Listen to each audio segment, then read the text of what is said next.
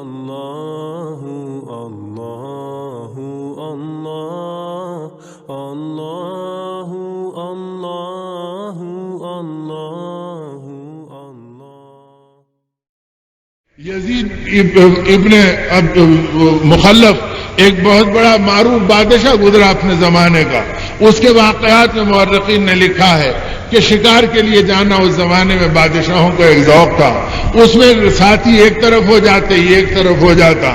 آگے بڑھا تو جنگل میں پہنچ گیا، ایک مشیر اس کے ساتھ ہے، اور اس کے بعد یہ تھک گیا، اسے بھوک لگی، اور بھوک لگی تو اس کو وہاں پر ایک کچا مکان جھوپڑا نما نظر آیا۔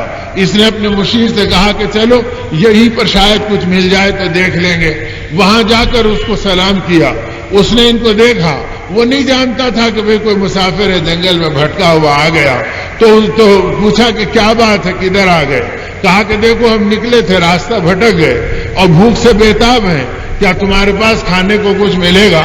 تو اس کچے مکان میں رہنے والا وہ غریب و خستہ حال انسان، اس نے کہا کہ بکری بندھی ہوئی ہے، بسم اللہ اسے ذبح کر دو اور میں بھی بھون بھنا کر تمہاری خدمت میں رکھ دیتا ہوں۔ تو اس بادشاہ نے اس سے پوچھا کہ تیرے ہاں بکریاں کتنی ہیں؟ اس نے کہا بس یہ ایک ہی بکری ہے۔ کہا ایک بکری تو ذبح کر کے ہم کو کھلا دے رہا ہے، تو پھر تیرا کیا ہوگا؟ تو کہا کہ مسافر تو گھر سے بھوکا جائے اور اللہ ہم سے ناراض ہو، یہ تو ہمارا ایمان گوارا نہیں کرتا۔ اب رہا ہماری روزی کا، وہ رزاق کے قبضے میں ہے، وہ کسی اور کے قبضے میں نہیں ہے، وہ اللہ ہمارا کوئی انتظام کر دے گا۔ تو اس کا دل بادشاہ کا بڑا متاثر ہوا، اور بکری ذبح ہوئی، یہ کھا لیا، اور اپنی بھوک تھی وہ دور ہو گئی۔ تو فوراً اس نے اپنے مشیر سے کہا کہ بتا کہ اس وقت تیرے پاس کیا مالیت ہے؟ تو اس نے کہا کہ میرے ہاں اس وقت 30,000 دینار ہے، یعنی ہمارے زمانے کی زبان میں یوں سمجھ لو کم سے کم کہ 30 لاکھ روپے اس کے پاس موجود ہے۔ تو فوراً بادشاہ نے اپنے اس مصاحب سے اور اس مشیر سے یہ کہا کہ اس کو یہ 30 لاکھ ہدیے میں دے دو۔ تو مشیر حیرت سے دیکھنے لگا اور یہ کہا کہ گویا 5 درہم کی بکری اور تم 30,000 دینار دینے کے لیے کہہ رہے ہیں، تو گویا 500 روپے کا جانور کٹا اور تم 30 لاکھ کہہ رہے ہیں کہ ان کے حوالے کر دو۔ تو اس بادشاہ نے کہا کہ یہ مت دیکھو، بلکہ یہ ہے کہ اللہ نے مجھے دینے کا موقع دیا ہے، تو اس کی چاہے 500 کی چیز گئی ہے، لیکن جو کچھ ہے میرا مزاج یہ ہے کہ میں اس کو دے دوں گا۔ جب اللہ نے مجھے نوازا ہے تو میں اسی اعتبار سے دوں گا۔ تو اس وقت مشیر نے پھر دوسرا مشورہ دیا اور کہا کہ بادشاہ سلامتی آپ کو تھوڑی پہچانتا ہے کہ آپ کون ہیں، تو لہذا دینے کی کیا ضرورت ہے؟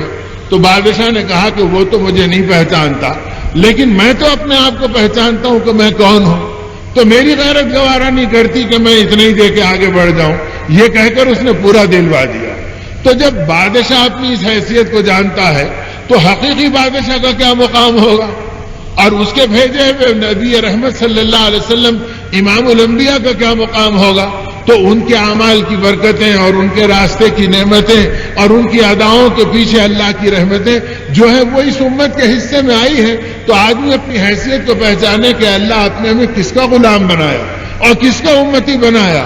اب بجائے اس کے جب آدمی حیثیت بھول جاتا ہے تو یہ غیروں کی چوکھٹوں پہ جانا اس کے لیے آسان ہو جاتا ہے۔ کسی عمل میں یہود کی اتباع کر لی، کسی عمل میں نصرانی کی اتباع کر لی، کسی عمل میں بے دین کی اتباع کر لی۔ ارے اب تو حالات اتنے بگڑ گئے کہ ہم زندگی میں محمدی کیا بنتے، ہمارے سیرت پاک کے جلسے بھی محمدی بننے کے اعتبار سے یہ آگے پیچھے ہونے لگ گئے۔ اس میں کتنے جلسے ایسے ہیں جن میں یہودیت کی چھاپ پڑ رہی ہے، عیسائیت کو غذا مل رہی ہے، مغربیت کی تقلید ہو رہی ہے، کہیں تصویروں کے چھکاچک چل رہے ہیں، کہیں فوٹوؤں کے کشاکش چل رہے ہیں۔ جن چیزوں سے آقا رحمت صلی اللہ علیہ وسلم نے اپنے ایک ایک امتی کو روکا ہے، اور تبوک کے موقع پر آپ نے یہ اعلان کیا مدینہ طیبہ میں داخل ہونے سے پہلے، اے لوگوں یاد رکھو آج کے دن کے بعد اگر کسی نے تصاویر سے محبت کی اور کسی نے مجسموں سے رغبت کی تو یاد رکھو وہ ان لوگوں میں شامل ہوگا جو محمد رسول اللہ صلی اللہ علیہ وسلم پہ نازل ہونے والے وحی کا انکار کرنے والے ہوں گے۔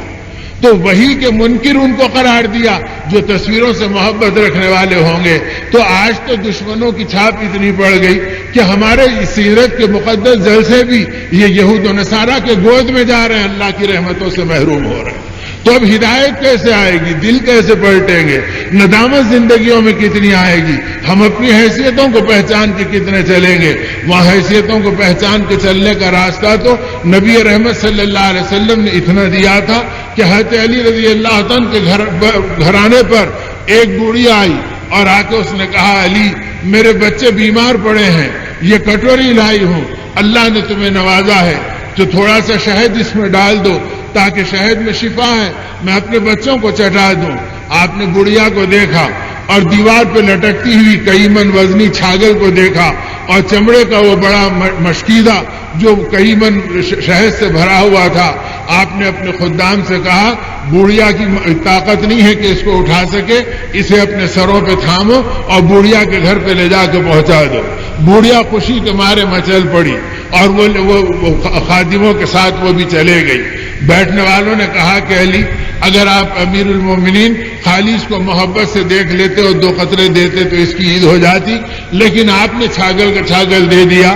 تو فرمایا، سنو آقا نے ہماری تربیت یہ کی ہے، مانگنے والا اپنی حیثیت سے مانگے گا اور دینے والا اپنی حیثیت سے دے گا.